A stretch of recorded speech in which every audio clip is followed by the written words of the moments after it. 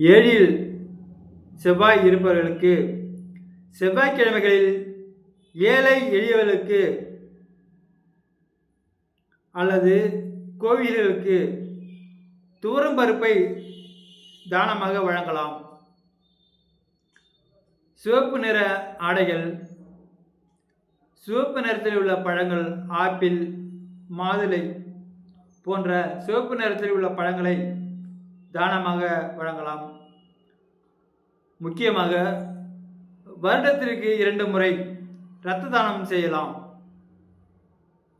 செவ்வாய் ஒரு நெருப்பு கிரகம் என்பதால் பசியோடு இருப்பவர்களுக்கு சுட சுட சாப்பாடு வாங்கி கொடுக்கலாம்.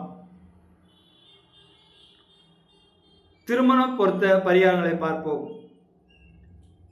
7ல் செவ்வாய் உள்ள ஜாதகருக்கு அதேபோல் 7ல் செவ்வாய் அல்லது 2, 4, 8, 12 ஆகிய இடங்களில் செவ்வாய் இருக்கும்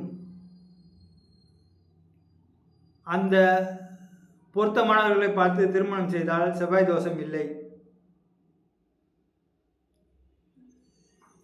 இதேபோல் திருமணம் செய்தால் செவ்வாய் தோஷம் சமன்படும்.